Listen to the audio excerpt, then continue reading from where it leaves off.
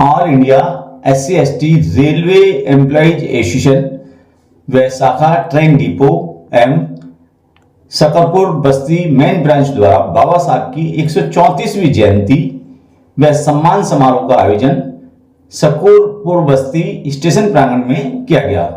सर्वप्रथम बाबा साहब के चित्र पर अतिथियों द्वारा माल्यार्पण कर दीप प्रज्वलित कार्यक्रम की अध्यक्षता कर रहे समर्थ सिंह सीनियर DME, चिराग श्रीवास्तव DME व अन्य द्वारा किया गया। कार्यक्रम में मुख्य अतिथि अशोक कुमार राष्ट्रीय महामंत्री all India SC/ST railway employees association रहे। अति विशिष्ट अतिथि प्रेम सिंह जोनल अध्यक्ष, प्रताप सिंह मंडल सचिव, महेश कुमार मंडल अध्यक्ष दिल्ली व वरिष्ठ अधिवक्ता व समाज सेवी रजत कलंचन आदि भी रहे।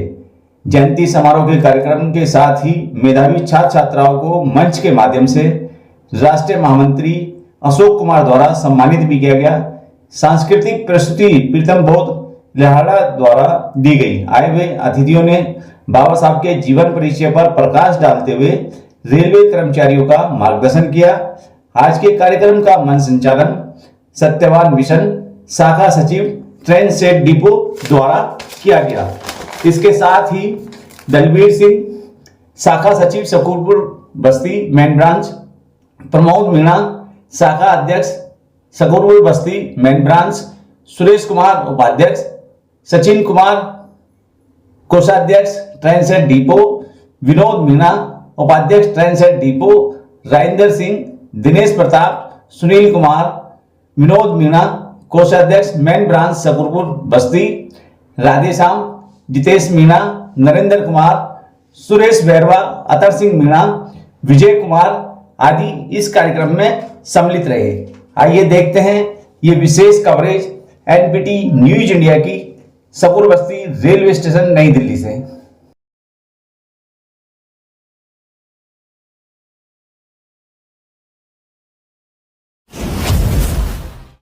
धन्यवाद।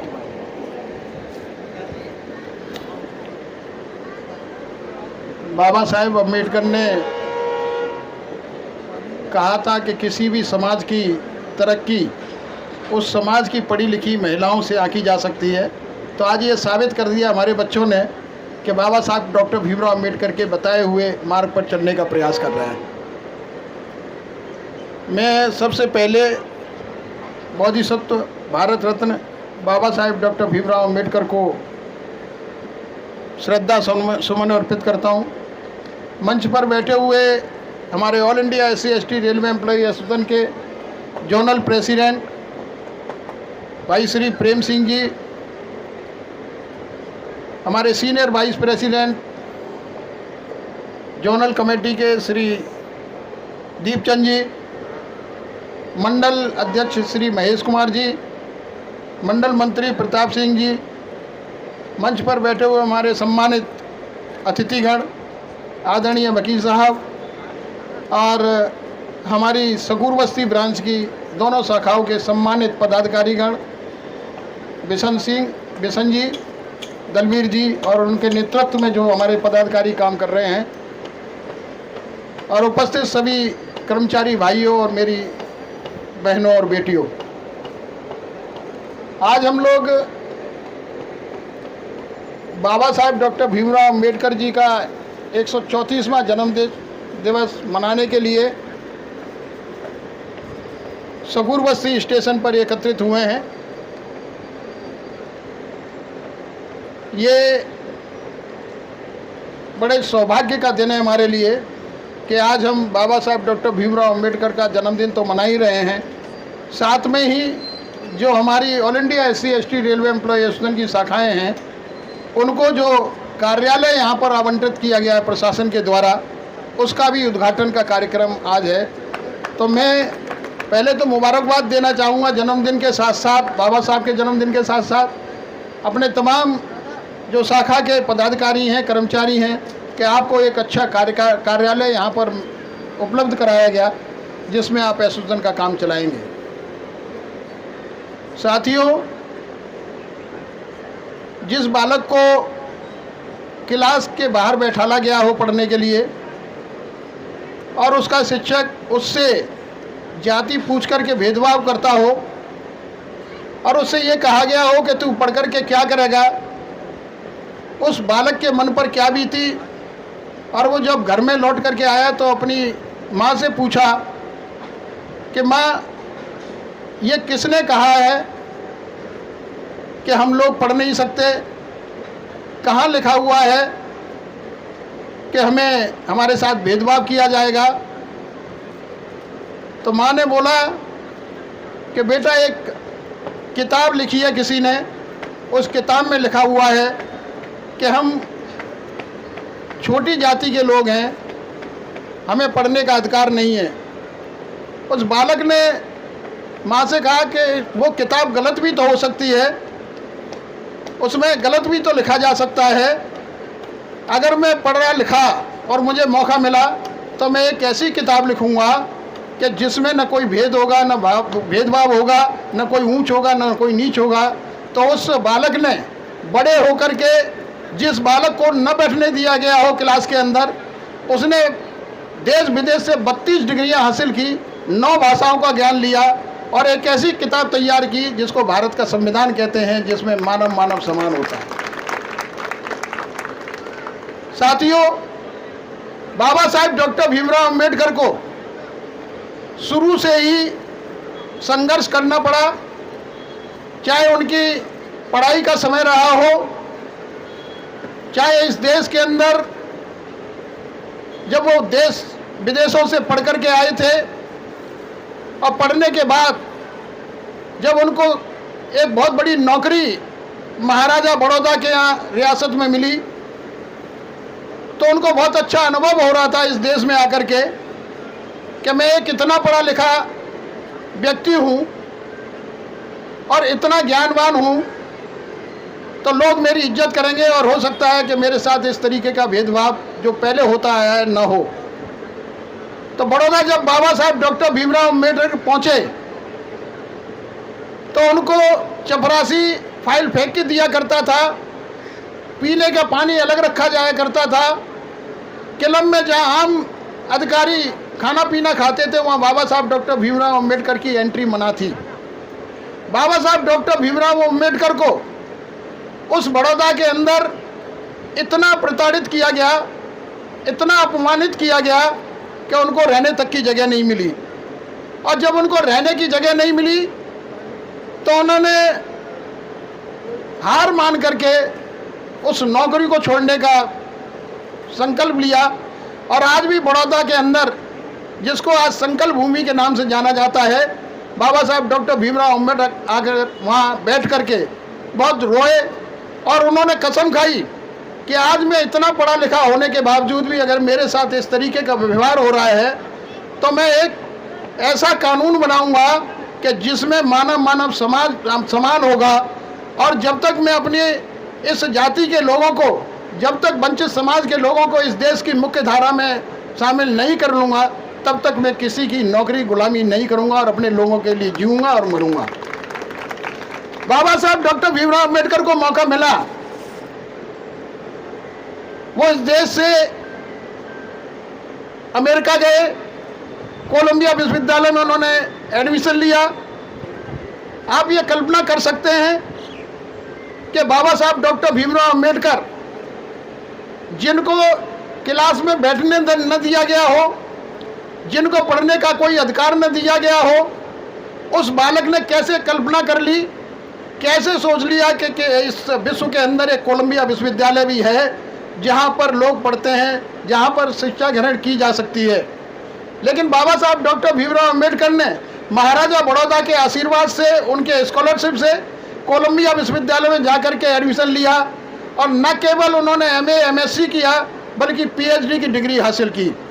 और साथियों, मैं ये बताना चाहता हूँ कि बाबा साहब डॉक्टर भीमराव अम्बेडकर एकमात्र विश्व के ऐसे महापुरुष थे, एकमात्र विश्व के ऐसे विद्यार्थी थे जिन्होंने पहली बार अर्थशास्त्र में डिग्री हासिल की थी। इससे पहले किसी ने भी हासिल नहीं की थी। बाबा साहब डॉक्टर भीमराव अम्बेडकर को उनकी आर्थिक स्थिति भी, उनके परिवार की आर्थिक स्थिति अच्छी नहीं थी। उनकी माताजी उनके सामने चली गई, उनके पिताजी भी चले गए 4 बच्चे उनके सामने चले गए, उसके बावजूद भी वो परेशान नहीं हुए, डिगे नहीं और अपनी पढ़ाई की तरफ उन्होंने ध्यान दिया। 32 डिग्रियां पूरे विश्व में हासिल की, चाहे वो अमेरिका हो, चाहे वो लंदन में अंग्रेजी यूनिवर्सिटी में जाकर के बैरिस्ट्री की उपाधि ली हो, चाहे वो जर्मनी में जाकर के उन्होंने अर्थशास्त्र और भूगोल की उपाधि ली हो। मैं समझता हूँ कि पूरे विश्व में 32 डिग्रियां आज तक किसी ने नहीं ली हुई जो बाबा साहब डॉक्टर भीमराव अम्बेडकर ने ली थी। उन्होंने 4 PhD की डिग्री भी ली थी। पहले विश्व के ऐसे आदमी थे जिन्होंने अर्थशास्त्र में तो डिग्री ली थी, लेकिन 4 PhD की उपाधि भी उन्होंने हासिल की थी। साथियों, जब बाबा साहब डॉक्टर भीमराव अम्बेडकर को लोग कह देते हैं कि हमने बहुत बड़ा एहसान किया कि बाबा साहब डॉक्टर भीमराव अम्बेडकर को हमने संविधान बनाने की जिम्मेदारी दी, और वो मजबूरी थी उन देश के लोगों की, उस समय मजबूरी थी, क्योंकि उस समय इस देश के अंदर कोई इतना पढ़ा लिखा विद्वान आदमी नहीं था जो इस देश का संविधान बना सके। क्योंकि जिस समय अंग्रेज लोग यहाँ से जा रहे थे तो उन्होंने कहा था, ये देशवासियों, हम आपके देश को छोड़ करके जाना चाहते हैं, आप कोई ऐसा विधान और ऐसी कोई किताब तैयार कीजिए जिससे कि आप संचालित अपने देश को कर सकें। बहुत छानबीन हुई, बहुत लोगों ने प्रयास किया, जितने भी विद्वान थे या बड़े बड़े पढ़े लिखे लोग यहाँ पर प्रयास किया कि कोई संविधान बनाया जाए। और जब वो हार गए तो अंत में बाबा साहब डॉक्टर भीमराव अम्बेडकर की उनको याद आई और बाबा साहब डॉक्टर भीमराव अम्बेडकर को जिम्मेदारी दी कि आप इस देश का संविधान बनाइए। और बाबा साहब डॉक्टर भीमराव अम्बेडकर ने इस देश का संविधान 2 साल 11 महीने 18 दिन के अंदर तैयार करके इस देश को दिया। और इतना सुंदर संविधान कि आज हमारे जो बहन बेटियाँ हैं, जो हमारी असंख्य महिलाएं हैं, जो सम्मान की जिंदगी जी रही हैं, बाबा साहब डॉक्टर भीमराव अम्बेडकर के संविधान की बदौलत है। बाबा साहब डॉक्टर भीमराव अम्बेडकर को जब मौका मिला, अंग्रेजों के टाइम में लेबर काउंसिल की, वायसराय काउंसिल में लेबर सदस्य बनने का, 1942 से लेकर के 1946 तक वो लेबर काउंसिल के वायसराय के सदस्य रहे। और अपने सदस्य रहते हुए उन्होंने इतने कानून मजदूरों के लिए बनाए, चाहे वो श्रम सुधारों में श्रम सुधार किए, चाहे वो न्यूनतम मजदूरी हो, चाहे वो 14 घंटे से लेकर 8 घंटे का काम हो, चाहे महिलाओं को मैटरनिटी लीव हो, ग्रेचुटी हो, डीए हो, टीए हो, जितनी भी आज सुविधाएं जो बाबा साहब डॉक्टर जो आप कर्मचारियों को मिल रही है, ये बाबा साहब डॉक्टर भीमराव अम्बेडकर ने श्रम मंत्री रहते हुए बनाए थे। इससे पहले आपने पढ़ा होगा कि ट्रेड यूनियन एक्ट, जो आज हम लोग ट्रेड यूनियन चला रहे हैं, ये बाबा साहब डॉक्टर भीमराव अम्बेडकर की देन है। और जो हड़ताल करने का कानूनी अधिकार हम लोगों को दिया, ये बाबा साहब डॉक्टर भीमराव अम्बेडकर ने 1942 से 1946 में ही दे दिया था। आज हमारी बहन बेटियां जिनको वोट डालने का अधिकार है, जिनको कोई भी सरकार अपनी पसंद चुनने की अधिकार है, हमारी बहन बेटियों को, हमारे दलित और वंचित समाज के लोगों को इससे पहले वोट डालने का अधिकार नहीं था। बाबा साहब डॉक्टर भीमराव अम्बेडकर ने हम लोगों को 1950 में वोट डालने का अधिकार दिया, जबकि स्विट्जरलैंड जैसे विकसित देश में ये अधिकार हमें 1972 में प्राप्त हुए। साथियों, बाबा साहब डॉक्टर भीमराव अम्बेडकर ने जब उनको कानून मंत्री बनाया गया तो उन्होंने हिंदू कोड बिल की प्रस्तावना की। लोग कहते हैं कि बाबा साहब डॉक्टर भीमराव अम्बेडकर को 1980 तक बिल्कुल भुला दिया गया था और कोशिश की गई थी कि बाबा साहब डॉक्टर भीमराव अम्बेडकर का नाम खत्म कर दिया जाए। 1980 तक बाबा साहब डॉक्टर भीमराव अम्बेडकर का कोई इतिहास नहीं छपा, कोई किताब नहीं छपी। लेकिन 1980 के बाद जब बाबा साहब डॉक्टर भीमराव अम्बेडकर ने जो हम लोगों को हमारे हाथ में कलम दी, हम लोगों ने पढ़ा लिखा, और जब पढ़ा लिखा तो बाबा साहब अम्बेडकर के बारे में इस देश के अंदर चर्चा करना शुरू किया। क्या कारण है कि इस देश की सरकारों ने बाबा साहब डॉक्टर भीमराव अम्बेडकर को उस समय कानून मंत्री बनाया था? तुम्हारी मजबूरी थी कि इस देश के संविधान को तुम बना नहीं सकते थे। बाबा साहब डॉक्टर भीमराव अम्बेडकर ने इस देश का संविधान बनाया था, लेकिन उनको भारत रत्न की उपाधि 1990 में जाकर के दी। उनको जो सम्मान मिला 1990 में जाकर के मिला। दोस्तों, जो राष्ट्रीय अवकाश घोषित किया गया 14 अप्रैल का, वो 1990 में जाकर के बाबा साहब डॉक्टर भीमराव अम्बेडकर को, बाबा साहब डॉक्टर भीमराव अम्बेडकर को भारत रत्न की उपाधि की जरूरत नहीं थी, क्योंकि बाबा साहब डॉक्टर भीमराव अम्बेडकर इतने ज्ञानी और इतने महापुरुष थे कि वो तो विश्व रत्न के काबिल थे, और आज विश्व रत्न की उपाधि उन बाबा साहब डॉक्टर भीमराव अम्बेडकर के पास में है। साथियों, मैं ये कहना चाहूँगा कि आज बाबा साहब डॉक्टर भीमराव अम्बेडकर ने जो हम लोगों को मान सम्मान और सम्मान की ज़िंदगी जीने का अधिकार दिया, ये बाबा साहब डॉक्टर भीमराव अम्बेडकर ने संविधान बना करके दिया। क्योंकि आपने देखा होगा बहुत सारे इस देश के अंदर महापुरुष हुए, और यही कारण है कि हम अपने पुरखों को, अपने पूर्वजों को आज याद करते हैं। बाबा साहब डॉक्टर भीमराव अम्बेडकर ने अपने जीवन में 3 गुरु बनाए थे। पहले गुरु थे महात्मा बुद्ध, भगवान बुद्ध, और दूसरे गुरु थे संत कबीर, तीसरे गुरु थे महात्मा ज्योतिबा फूले। और तीनों गुरुओं से बाबा साहब डॉक्टर भीमराव अम्बेडकर कभी मिले नहीं। बाबा साहब डॉक्टर भीमराव अम्बेडकर ने उनकी कहानियां पढ़ करके एक ऐसा काम इस देश के अंदर किया कि जो किसी ने आज तक नहीं किया।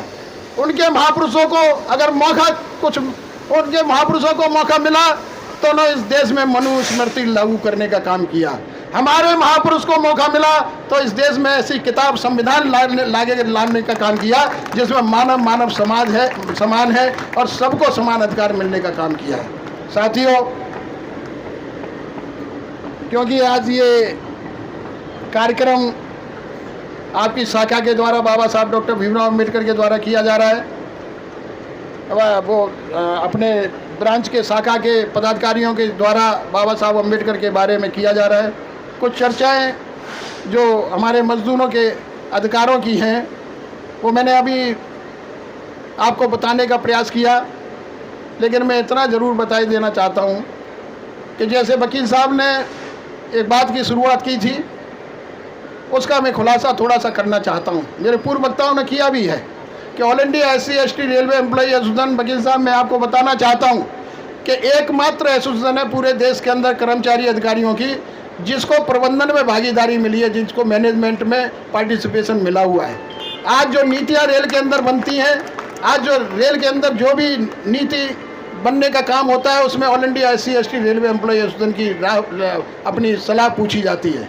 उनको मीटिंगों में बुलाया जाता है, उनको बैठकों में बुलाया जाता है, और जो भी नए निर्णय लिए जाते हैं उसमें all India SC/ST railway employee association की भूमिका अहम रहती है। और मैं ये भी बताना चाहता हूँ, इस देश का, पूरे देश के अंदर, रेल के अंदर all India SC/ST railway employee association इतनी मजबूती से काम कर रही है, अगर हमारे संज्ञान में कोई इस तरीके का केस आया होगा तो हमने उसको छोड़ा नहीं होगा।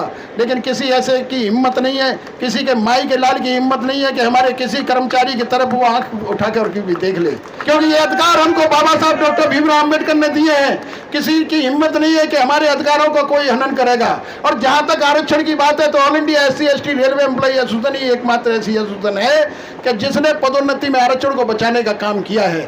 आज जो हमारे सीनियरिटी में जो SC/ST के लोग मेरिट में आते हैं उनको मेरिट में काउंट किया जाता है, और जो नीचे आते हैं उनको रोस्टर पॉइंट में काम किया जाता है। वरना पूरे देश के अंदर देखा होगा कि रेल के अंदर, रेल के बाहर जाकर के जितने भी विभाग थे उनमें पदोन्नति हुई है, डिमोशन हुआ है, लेकिन हमारे रेल के किसी भी कर्मचारी का डिमोशन होने का काम नहीं किया। मैं दिल्ली डिवीजन का उदाहरण लेना चाहता हूं। हमारे दिल्ली डिवीजन के इतने मजबूत साथी यहाँ पर बैठे हुए हैं, हमारी शाखाओं के इतने मजबूत साथी हैं, बिशन हुए, दलवीर हुए, ये हर समय डिवीजन के साथ संपर्क में रहते हैं। और जो दिल्ली डिवीजन में खामियां चल रही थी पदोन्नति में आरक्षण को लेकर के, उसको इन्होंने खत्म करने का काम किया है। और आज पदोन्नति बहाल करने के बाद जो हमारे अनुसूचित जाति जनजाति के कर्मचारियों की जितनी भी पोस्टें थी उनको भरने का काम किया, चाहे वो रनिंग की हो, चाहे वो किसी दूसरे डिपार्टमेंट की हो।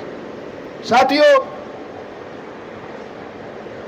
हम लोग बाबा साहब डॉक्टर भीमराव अम्बेडकर का जन्मदिन मनाने के लिए यहाँ पर एकत्रित हुए हैं। मैं तो यही कहूँगा अपनी बहन बेटियों से कि आज आप लोग जो यहाँ पर बैठी हुई हैं, आप जो शिक्षा ग्रहण कर रहे हैं, ये बाबा साहब डॉक्टर भीमराव अम्बेडकर ने इसकी परिकल्पना की थी। उन्होंने राइट टू एजुकेशन ये बाबा साहब डॉक्टर भीमराव अम्बेडकर ने दिया था। और जैसे कि मेरे पूर्व वक्ता ने बोला कि हमें पानी पीने का अधिकार बाबा साहब डॉक्टर भीमराव अम्बेडकर ने दिया, क्योंकि महार तालाब जिसमें पशु पक्षी पानी पी सकते थे, एक आम इंसान पानी नहीं पी सकता था। जो दबे कुचले लोग थे, जो वंचित समाज के लोग थे, उस तालाब से पानी नहीं पी सकते थे। बाबा साहब डॉक्टर भीमराव अम्बेडकर ने संघर्ष किया और हम लोगों को अधिकार दिया आज पानी पीने का। तो मैं तो यही कहूँगा, जितनी हमारी बहन बेटियाँ यहाँ पर बैठी हुई हैं, जितने भी कर्मचारी साथी हमारे बैठे हुए हैं, खास करके मैं अपनी महिलाओं साथियों से कहूँगा कि जिस समय आप सुबह सो करके उठती हैं तो बाबा साहब डॉक्टर भीमराव अम्बेडकर को धन्यवाद दो कि बाबा तेरा बहुत बहुत धन्यवाद कि तूने हमें पानी पीने का अधिकार दिया। हे बाबा तेरा बहुत बहुत धन्यवाद कि तूने हमें स्कूल जाने का अधिकार दिया। हे बाबा तेरा बहुत बहुत धन्यवाद कि तूने हमें ऐसी सुविधा दी कि हम आज नौकरियों पे हैं और आदमी के समान हम काम कर रहे हैं। आज हमें जो कर्मचारियों के समान वेतन की बात होती है, ये बाबा साहब डॉक्टर भीमराव अम्बेडकर की देन है। ग्रेजुटी जो मिली है, ये बाबा साहब डॉक्टर भीमराव अम्बेडकर की देन है। बहुत सारे कर्मचारियों के मतलब जितने भी जो कानून बने, चाहे वो इंडस्ट्रियल डिस्प्यूट एक्ट हो, चाहे वो फैक्ट्री एक्ट हो, ये बाबा साहब डॉक्टर भीमराव अम्बेडकर ने 1942 से लेकर के 1946 तक ही तैयार कर दिए थे। आज हमें जितनी भी सुख सुविधाएं मिली हुई हैं, चाहे प्रेम की भागीदारी हो, ये उस समय बाबा साहब डॉक्टर भीमराव अम्बेडकर ने परिकल्पना की थी कि प्रबंधन में मजदूरों की भी भागीदारी होनी चाहिए। जो प्रबंधन है उसमें मजदूरों की भागीदारी होनी चाहिए, उनको अपनी बात रखने का अधिकार होना चाहिए। आज जो हमें प्रेम की भागीदारी मिली हुई है, ये बाबा साहब डॉक्टर भीमराव अम्बेडकर की बदौलत मिली हुई है। साथियों, आपका कार्यक्रम हमेशा अच्छा होता है, आज भी कार्यक्रम अच्छा हुआ है। मैं आपको ये विश्वास दिलाता हूँ कि all India SC/ST railway employee association कभी किसी से कोई समझौता नहीं करती। आपके मान सम्मान के लिए समझौता नहीं करेगी, आपके अपमान के लिए कोई समझौता नहीं करेगी, आपके आरक्षण को ख़त्म कराने के लिए कोई समझौता नहीं करेगी। ये मैं आपको विश्वास दिलाता हूँ। जितने भी हमारे यहाँ साथी बैठे हुए हैं वो मजबूत साथी हैं और अपने अधिकारों की लड़ाई लड़ना जानते हैं। हम लोग अगर हमारे संज्ञान में कोई ऐसी बात आएगी तो आप जब कभी भी हमें याद करेंगे तो हम आपके बीच में रहेंगे। और जिस तरीके से आपके ब्रांच के पदाधिकारियों ने अपने बिशन कुमार की नेतृत्व में सत्यवान की नेतृत्व में और हमारे दलवीर जी के नेतृत्व में आज जो आपको कार्यालय आवंटित किया गया है, इसकी बहुत बहुत बधाई देता हूं। और मैं ये आशा करता हूं, आपसे ये उम्मीद भी करता हूं कि जिस उद्देश्य और जिस कार्य के लिए ये कार्यालय आपको आवंटित किया गया है, आप उस कार्यालय का उसी कार्य के लिए उपयोग करेंगे और विधिवत रूप से कार्यालय को खोलेंगे। उसमें अनुसूचित जाति जनजाति के कर्मचारियों की समस्याओं के समाधान के लिए भी आप काम करेंगे, आपके साथी काम करेंगे।